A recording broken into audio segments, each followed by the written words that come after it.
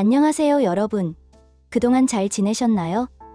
한 세대를 살아가면서 우리는 서로 관계를 맺고 공동체를 형성하며 사회를 이루어가면서 살아가죠. 여기에는 그 사회 혹은 지역, 더 확대해서 국가만의 독특한 문화가 있어요. 우리나라는 안녕이라고 인사하죠. 하도 침략을 많이 당해서 안녕이란 인사말을 쓰기 시작했다는 거예요. 밤새 안녕하셨습니까? 란 말은 전쟁통에 누가 어떻게 되지는 않았습니까? 밤사이에 가족 중에 무슨 사고가 있지는 않았습니까? 라는 뜻이었답니다. 그런데 예전 어르신들은 이렇게 인사를 하는 경우가 많았답니다. 밤새 별거 없으셨습니까? 진지는 드셨습니까? 밤새 별거 없었냐는 말은 특별한 사고, 즉 전쟁이 많아 밤사이에 어떻게 되는 일은 없었냐는 뜻이고, 진지는 드셨습니까? 하고 인사하는 것도 하도 굶는 사람들이 많아서 밥은 먹었냐 라는 뜻이랍니다. 그러니까 이 안녕이란 말도 그 사회 환경과 역사를 통해서 형성된 독특한 문화 현상입니다. 우리는 삶을 살아가면서 이러한 사회 공동체 속에서 함께 어우러져 살아가고 있는 겁니다. 그런데 너무나도 다양한 성격의 사람들과 함께 살아가고 있기 때문에 내 주변에 좋은 사람들만 있는 건 아닙니다. 싫은 사람도 역시 함께 살아가야 하는 필연적 관계가 바로 우리가 살아가는 이웃, 친구, 동료입니다. 그래서 오늘 주제는 싫어하는 사람들과 어떻게 관계를 맺어야 하는가? 입니다. 혹시 이 사람 정말 싫어 라고 느껴본 적 있으신가요? 어떤 사람과 같은 공간에서 혹은 자주 만나는 사람인데 내 마음속에 저절로 이런 생각이 들 때가 있죠. 이 사람 정말 싫어. 이 사람하고 정말 같이 있고 싶지 않아. 이런 감정을 솔직하게 느껴보신 적 있지 않으신가요? 그런데도 이런 사람들과 어쩔 수 없이 함께해야 할 때가 있지 않은가요? 그래서 오늘 영상을 준비했어요. 오늘은 사람들이 정말 싫어하는 7가지 성격 유형과 그런 사람들을 만났을 때 어떻게 대처하면 좋을지 이야기해보려고 해요. 끝까지 보시면 분명 여러분에게 도움이 될 거예요. 시작해볼까요? 먼저 비난과 불평이 끊이지 않는 사람, 한 번쯤 만나보셨죠? 이런 분들은 뭔가 항상 불만이 많고 세상 모든 게 잘못된 것 같아 보이죠. 이건 왜 이래? 저 사람은 왜 저래? 하는 식으로 부정적인 말만 늘어놓곤 해요.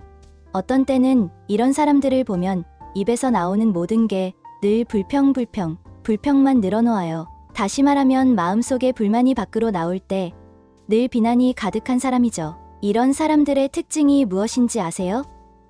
이런 분들은 어떤 상황이든 귀신처럼 문제점을 찾아낸다는 겁니다. 그리고는 주변 사람이나 환경 탓을 하죠. 이건 왜 이렇게밖에 못해? 다들 왜 이렇게 엉망이야? 내가 일할 수 있게 해줘야지. 이런 환경에서 내게 뭘 하라고 닥달하는 거지? 왜 나한테 이런 대접밖에 못해? 와 같은 말을 자주 합니다. 그런데 문제는요. 이런 사람 옆에 있으면 우리도 기분이 가라앉고 부정적인 영향을 받을 수 있다는 거예요. 그럼 어떻게 대처하면 좋을까요? 가장 중요한 건 경계를 설정하는 거예요. 예를 들어 부정적인 대화가 시작될 것 같으면 이렇게 말해보는 겁니다. 그런데 이 부분은 이런 좋은 점도 있는 것 같아요.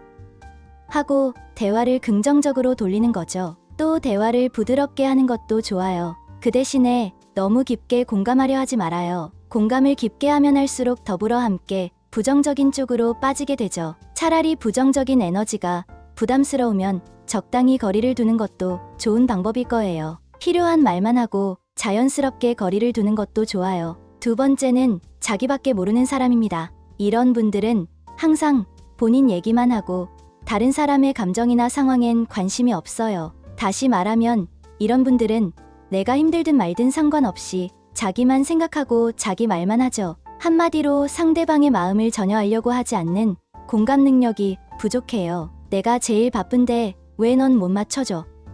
같은 말을 아무렇지 않게 하죠. 또는 내가 말했으니까 당연히 들어줘야지 하는 식으로 자신이 중심이어야 한다고 생각하죠. 이럴 땐요.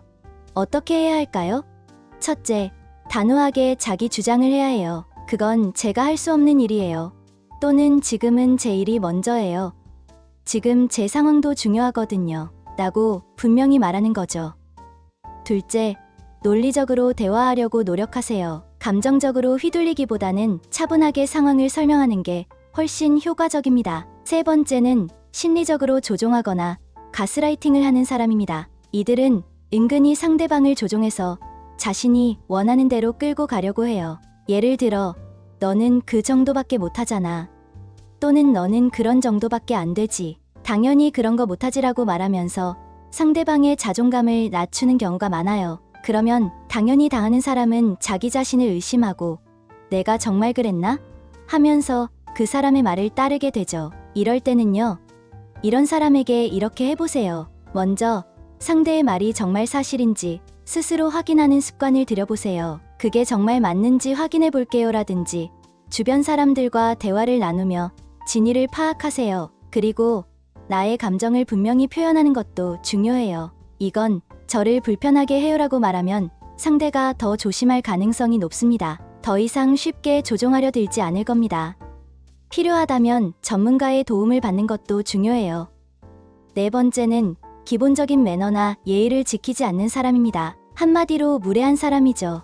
다른 사람에게 막말을 하거나 자신이 우월하다는 태도를 보이는 경우가 여기에 해당해요. 다시 말하면 이런 분들은 다른 사람을 쉽게 무시하거나 예의 없이 말하거나 행동해요. 어떤 자리에서든 타인의 기분은 신경 쓰지 않고 자기 하고 싶은 말만 막 던지곤 하죠. 예를 들어 공적인 자리에서도 그게 네 수준이야? 라는 말을 서슴없이 하곤 하죠. 대처법은요? 먼저 차분하지만 단호하게 경고하세요. 그런 말은 불편합니다라든지 그런 태도와 말투는 저에게 상처가 될 수 있어요라고 말하세요.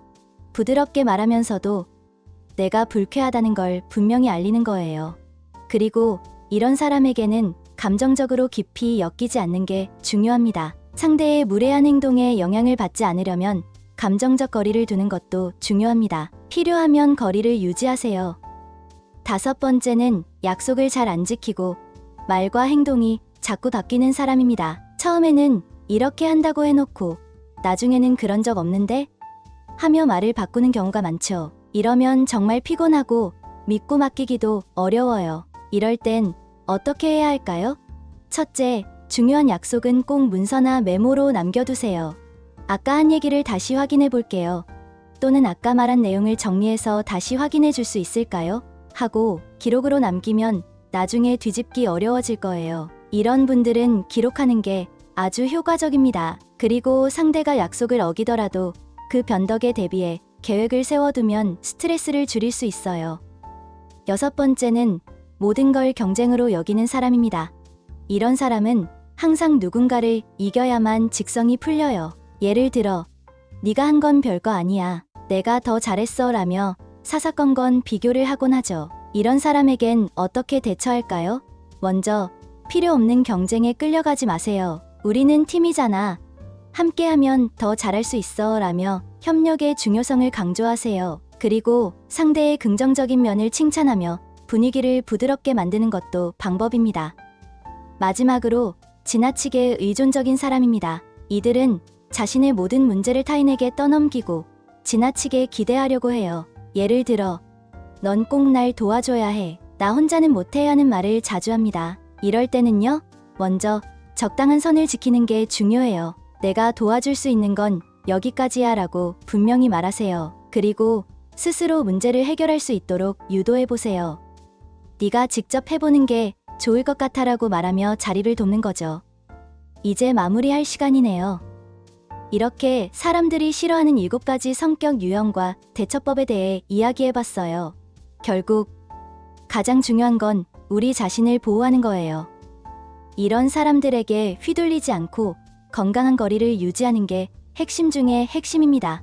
사실 의외로 상대방의 성격 성향 때문에 너무 힘들어하는 사람들이 많아요. 그러니까 꼭 기억할 건 우리 자신이 너무 힘들어지지 않도록 스스로를 잘 지키는 거예요. 마무리를 하면서 반드시 꼭 기억하세요. 우리 자신을 우선으로 생각하고 건강한 거리를 유지하는 게 가장 중요해요. 오늘 영상이 도움이 되셨다면 좋아요와 구독, 알림 설정도 부탁드려요. 그리고 여러분은 어떤 성격 유형이 가장 힘들게 느껴지셨는지 댓글로 남겨주세요. 함께 이야기 나누어 봤으면 좋겠어요. 다음 영상에서 더 재미있고 유익한 이야기로 찾아올게요. 그럼 안녕!